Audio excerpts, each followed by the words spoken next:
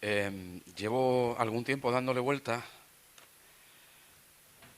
y, bueno, pues las cosas se dan así, marcó 7 y decía que llevo un tiempo dándole vueltas, un par de semanas, al tema de cuando el Señor reparte el pan que da a esos 4.000 que estaban allí desparramados y que no tenían alimento, y la pregunta que Él le hace a sus discípulos acerca de qué tenéis, y ellos le dicen que vamos, ¿qué hacemos? ¿Compramos pan? ¿Dónde? Y acabamos de cantar, eres mi pan, Señor, eres mi pan. Y yo sin ti estoy perdido. Dice, tus palabras son las que cambian mi corazón. Tus palabras son las que me alimentan. Y entramos en el capítulo 7 de Marcos, precisamente, saltándonos un par de eventitos, regresando a ese momento de la alimentación de aquella multitud, en donde se les va a dar, ¿el qué se les va a dar? El pan que ellos reciben de Jesús, porque podían haber ido a buscar consejos psicológicos, ayuda emocional, no sé, esto que está de moda ahora del coaching, la motivación, el mindfulness, no sé, un montón de cosas que se pueden hacer para tratar de estimular a la gente, pero es el pan que viene del cielo lo que alimenta el corazón. Porque nos vamos a encontrar con un pan en este capítulo 7 que tiene muy buena pinta, está muy pulcro, muy bien presentado, pero no es un pan que viene del cielo.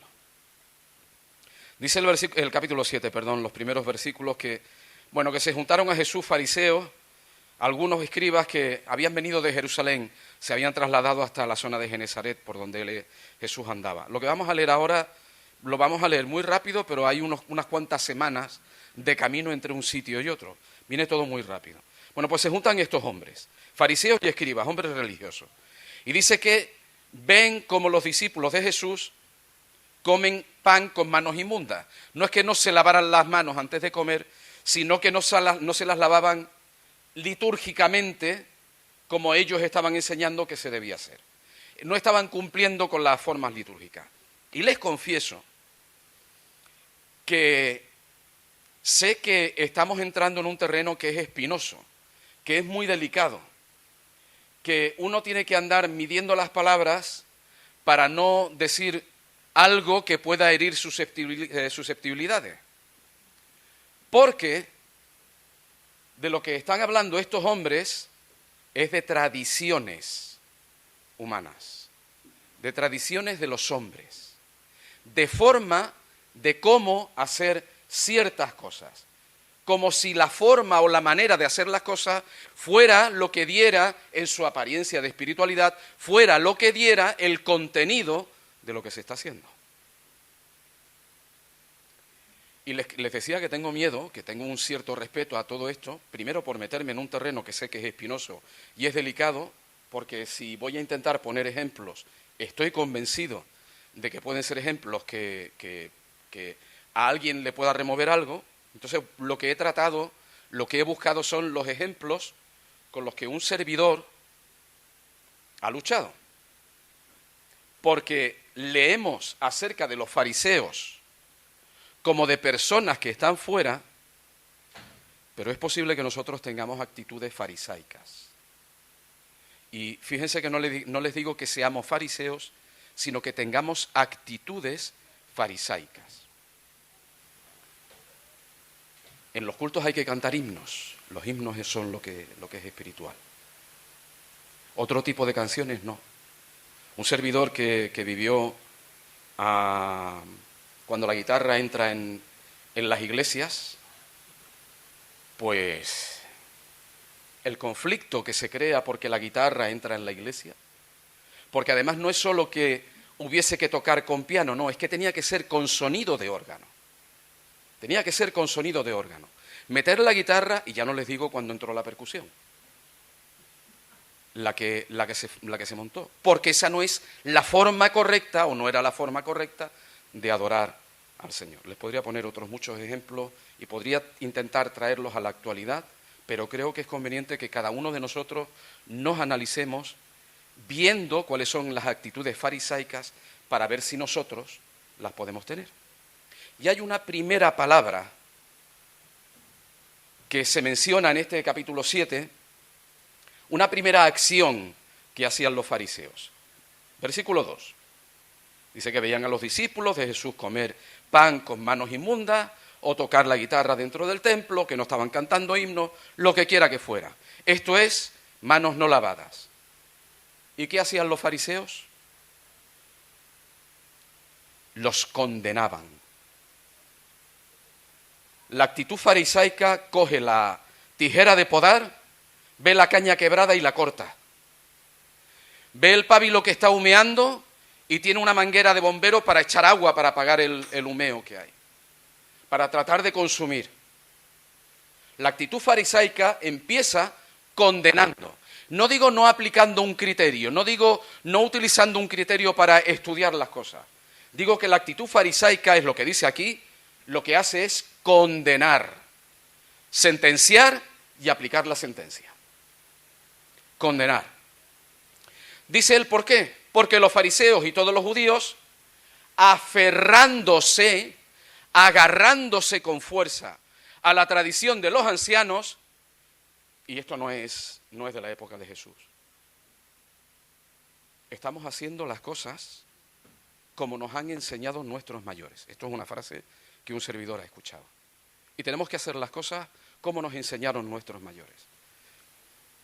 En el Evangelio de Marcos, la base, el fundamento, siempre desde el principio, desde el versículo 1, es el Evangelio de Jesucristo, Hijo de Dios. Cualquier otro fundamento es mentira. Cualquier otro fundamento es mentira. Cualquier actitud, comportamiento, hábito que no se base en que Jesucristo es el Hijo de Dios y en su Evangelio, es mentira. No sirve para nada. Pero Jesús va mucho más allá, porque dice que se aferran a aquellas tradiciones, dice el versículo 4, que hacían otras muchas cosas que tomaron para guardarlas. Tenían que tener apariencia de espiritualidad, daba igual. Había que darle algo de apariencia de que fuera espiritual, que pareciera espiritual. Los lavamientos de los vasos de beber, los jarros, los utensilios de metal, de los lechos. Y entonces los fariseos, el versículo 5 dice, le preguntaron, y los escribas dice, ¿por qué tus discípulos no andan conforme a la tradición de los ancianos, sino que comen pan con manos inmundas? Y él respondiendo les dijo, hipócritas. Y a mí me sigue pareciendo muy interesante que Jesús, a quien trata más duramente, es a quien más religioso se cree, a quien cree que tiene un trasfondo más añejo, tiene más pedigrí, tiene más fondo. Yo soy de mucho tiempo. Y es a los que trata con más dureza. Dice, hipócritas, bien profetizó de vosotros Isaías como está escrito. Isaías capítulo 29. Creo que esto es muy interesante. Desde el versículo 9, Isaías 29. Deteneos y maravillaos, ofuscaos y cegaos, embriagaos y no de vino, tambalead y no de sidra, porque Jehová derramó sobre vosotros espíritu de sueño y cerró los ojos de vuestros profetas y puso velos sobre las cabezas de vuestros videntes. Y os será toda visión como palabras del libro sellado, el cual si dieren al que sabe leer y le dijeren, lee ahora esto, él dirá, no puedo porque está sellado, no puedo. Y si se diere el libro al que no sabe leer, diciéndole, lee ahora esto, él dirá, no sé leer. Versículo 13. Dice pues el Señor, porque este pueblo se acerca a mí con su boca y con sus labios, me honra, pero su corazón está lejos de mí. Y su temor de mí, ese temor aparente de mí, no es más que un mandamiento de hombres que les ha sido enseñado. Y Jesús, en el Evangelio de Marcos, en este capítulo 7, se los dice, ustedes se aferran a la tradición de los ancianos, hacen muchas cosas, pero haciendo eso que tiene apariencia de espiritualidad, ustedes invalidan la palabra de Dios. Ponen por encima la tradición e invalidan la palabra de Dios. Porque les dice, les pone el ejemplo, ustedes dicen, es mi ofrenda a Dios todo aquello con lo que pudiera honrar y servir a mi padre y a mi madre, es decir, Si yo iba a ayudar a mi padre y a mi madre de alguna manera, me reservo el poder hacerlo porque lo que iba a hacer lo he presentado como ofrenda a Dios. ¿Y qué hay más espiritual que presentar algo como ofrenda a Dios? Y Jesús les dice, ustedes invalidan el mandamiento de Dios. El mandamiento dice, honra a tu padre y a tu madre. Honra a tu padre y a tu madre. Y no hay justificación, no hay argumento, por espiritual que parezca, para dejar de obedecer a Dios. ¿Por qué? Porque la ley, el mandamiento, la palabra de Dios está hecha para acercarse al hombre. Dios se acerca al hombre. Y esto a un servidor le recuerda Hebreos capítulo 1. Dios ha hablado muchas veces de muchas maneras, a nuestros antiguos, a nuestros padres, por los profetas, por otros medios. Pero ahora ha hablado en Jesucristo, el Hijo de Dios. Así que cualquier cosa, Jesús les dice, versículo 14, oídme todos y entended. Y el versículo 16, si alguno tiene oídos para oír, oiga. Hemos leído en Isaías como intentando acercarse por sus fuerzas, los ojos están cegados, no hay visión, el libro está sellado, no hay forma, a no ser que se preste atención. Sus discípulos vuelven otra vez a preguntarle, esto lo hemos visto también con la parábola del sembrador, y en el versículo 18 Jesús les dice, ¿también vosotros estáis así sin entendimiento? Y donde Jesús está llamando la atención, a donde Jesús llama la atención, no es a cómo se hacen las cosas, no es a cómo se vive, sino a de dónde salen las cosas. ¿Cuál es el alimento de nuestro corazón? Y la necesidad que tenemos de que nuestros oídos y nuestra atención y nuestro entendimiento estén abiertos para escuchar lo que el Señor quiere, no por nuestros medios, sino con el pan que viene del cielo, que es la única forma. Hay una especie voy a decir, de impas, de intermedio, ¿no?, con la historia de la mujer sirofenicia, con lo que un servidor quisiera conectar con lo que pasa después. Y la historia de la mujer sirofenicia nos deja ver un detalle que me gustaría recalcar como muy interesante. Aquella mujer tenía una hija que estaba sufriendo, están en una región donde no es un entorno judío, aunque Jesús está allí predicando, pero no está predicando en un entorno de tradición judía. Ella dice que es gentil o griega y además es sirofenicia de nación, está fuera, está en Tiro, en Sidón, está fuera de lo que se supone que debía ser la nación de Israel. Y aquella mujer se acerca y le pide ayuda. Y Jesús le dice, deja primero que se sacien los hijos, porque no está bien tomar el pan de los hijos y echarlo a los perrillos. Y nosotros podríamos quedarnos con que Jesús le ha dicho a esta mujer, perrilla. Pero Jesús ha dicho algo que es muy importante, y es, deja primero. Y estamos viendo al pastor en búsqueda de las ovejas perdidas de Israel, buscándolas allí donde quiera que estén, donde se hayan desviado, donde hayan perdido su camino, en donde se estén equivocando a alimentarse, Él va a buscarlas. Es cumplimiento de profecía. El pastor las está buscando. Pero aquella mujer, en lugar de ofenderse, le dice, sí, Señor, pero aún los que estamos alrededor de la mesa, aunque sea de las migajas, aunque sea de un poquito, danos un poquito, solo un poquito de ti, un poquito de ese pan que alimenta. Y nos encontramos ya con la historia del sordomudo. Entramos rápidamente en la historia del sordomudo, que es el único evangelio en donde se relata este encuentro.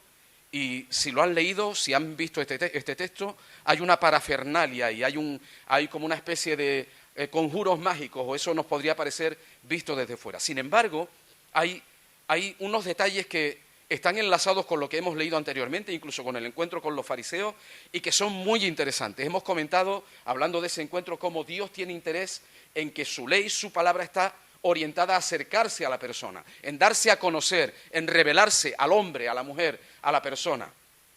Y cualquier cosa que interrumpa eso, que evite eso, Dios no lo quiere. Tenga la apariencia que tenga, por espiritual que parezca. Ahora, en este caso, estamos viendo cómo le traen a un hombre sordo y tartamudo. Hablaba, pero malamente. Hablaba, pero malamente. No sabemos hasta qué nivel era su sordera. Hablaba, pero con dificultad, con mucha dificultad. Primer detalle es que le trajeron, lo acercaron a Jesús.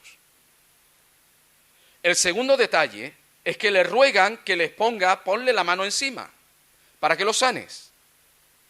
Ellos ya tenían estructurado cómo Jesús tenía que actuar en el caso de aquel hombre. Pon tu mano encima. Pero lo que Jesús hace es, Él hace las cosas como a Él le parece que tiene que hacerlas. Y lo que hace, dice el versículo 33, es que lo toma aparte de la gente. Y, a ver, el 33.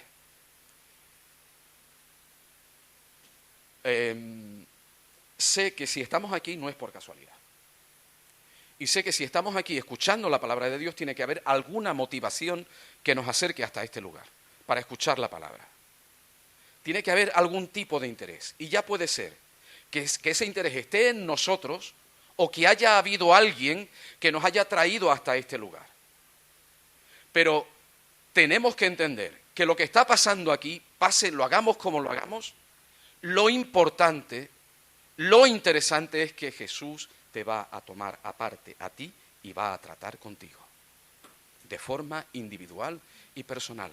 Te va a apartar de la gente y lo que tiene que decirte, lo que tiene que hablarte, te lo va a decir a ti de forma personal. Él te va a dar de su pan. Él te va a alimentar y Él es el que va a hablar a tu corazón para transformarlo y cambiarlo y quitar toda esa basura que hay dentro del corazón. Y lo va a hacer como a Él le parezca bien, hacerlo contigo. Contigo, no lo va a hacer igual con nadie, va a tratar contigo de forma individual.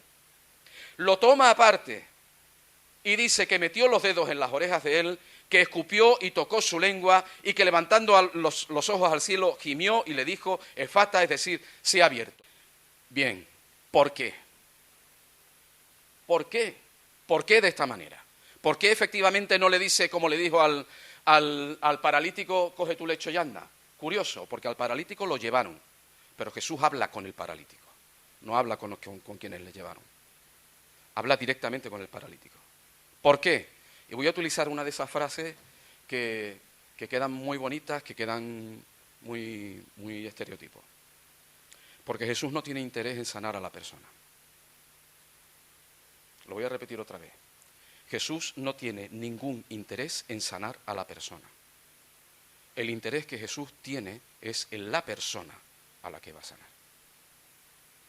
Jesús tiene interés en ti de forma individual y personal, en cada uno de nosotros. Tiene interés en nuestro corazón, en nuestra vida y en lo que va a hacer con nosotros y a través de nosotros, pero sobre todo en nosotros. De las cosas de las que nos va a sanar y de las cosas de las que nos está sanando, de las cosas que está curando. Ustedes imagínense a un sordo y un hombre se pone delante de él y le pone los dedos en el oído, tus oídos. Y aunque escupe, no soy capaz de explicar el por qué escupe, pero hay algo evidentemente que se transmite de la esencia de Jesús en esa imagen. Escupe y lo pone en su lengua. No oyes, no puedes hablar. Lo que va a pasar ahora, mira al cielo, no es de los hombres, es del cielo. No es de tradición humana, es la palabra de Dios, es el poder de Dios. Y hay una expresión que utiliza aquí, que a un servidor le recuerda a Romanos 8. Dice que gimió. Gimió. Y el Espíritu intercede con gemidos indecibles por nosotros. Gimió. Y le dice a aquel hombre, sé abierto. Le da a aquel hombre lo que necesita para escuchar lo que Jesús tiene que decir ahora. Pero ha tratado con este hombre de una forma personal e individual, conduciéndolo hasta un encuentro en el que pueda tener sanidad en su vida. Dice que al momento, el 35, fueron abiertos sus oídos, se desató la ligadura de su lengua y hablaba bien. Y en el momento en el que tú tienes un encuentro personal, en el que nosotros tenemos un encuentro personal con Jesús, y Él trata con nosotros en lo que tiene que tratar, nos toca donde nos tiene que tocar y sana lo que tiene que sanar, en ese mismo momento las cosas cambian. Inmediatamente. Inmediatamente. Y digo cambian inmediatamente, pero hay un futuro por delante. Hay un progreso, hay un camino que seguir por delante. La vida de aquel hombre nunca más fue como la había vivido hasta ese momento. Ahora oía y hablaba. Cuando tenemos un encuentro personal con Jesús y Él trata con nosotros, oímos. El que tenga oídos para oír, oiga. Oímos. Y podemos hablar, no nuestra tradición, no en nuestras costumbres, sino su palabra, lo que Él nos da. Curioso, porque Él les les mandó que no le dijesen, que no lo dijesen a nadie. Pero cuanto más les mandaba, tanto más y más lo divulgaban. ¿Por qué? Porque Jesús no vino a sanar. Jesús podía haber hecho, esto es algo que a mí se me repite constantemente, me sale, podía haber hecho cultos de milagros. Mañana a las 10, en tal local, culto de milagros. Dios va a sanar a quien venga. Dios no está interesado en sanar a nadie. Dios quiere cambiar la vida de cada uno de nosotros. Con enfermedad o sin enfermedad, pero Dios está interesado en nuestro corazón. Sin embargo, más mandaba, más decían ellos, Jesús sana, Jesús sana, Jesús sana. Por eso iban tantos a buscar a Jesús que sanaba. Pero Él estaba aquí para predicar el Evangelio. Dice que el 37, en gran manera se maravillaban diciendo, bien lo ha hecho todo, hace a los sordos oír y a los mudos hablar. Y hay de este versículo la última frase que un servidor quiere destacar. Cuando tenemos ese encuentro con Jesús, cuando nuestra vida cambia a partir de ese momento, llega un momento, según va pasando el tiempo, en el que nosotros miramos hacia atrás en nuestra vida y tenemos que decir, bien lo ha hecho todo. No sé lo que hemos pasado, no sé lo que hemos vivido, no sé cuánto hemos llorado o cuánto hemos reído. Hasta el día de hoy, Él lo hace todo bien en nuestras vidas. Yo quiero rogarte que consideres, si tú no has pensado, si tú aún no has tenido ese encuentro personal con Jesús, acércate tú a buscarlo. Ten un encuentro con Él, que nadie te lo cuente, que nadie te lo diga. Ten tú la experiencia personal de pedirle, Señor, quiero entender, quiero oír lo que tú estás diciendo, quiero entender. Y lo que hay en mi corazón, yo lo descubro. Yo no puedo esconderlo de ninguna manera, no puedo taparlo de espiritualidad de ninguna manera. Podría disimular de muchas formas. Señor, cambia mi corazón, limpia la basura que hay dentro de mí. Que el Señor nos bendiga y que Él obre en nuestras vidas cada día.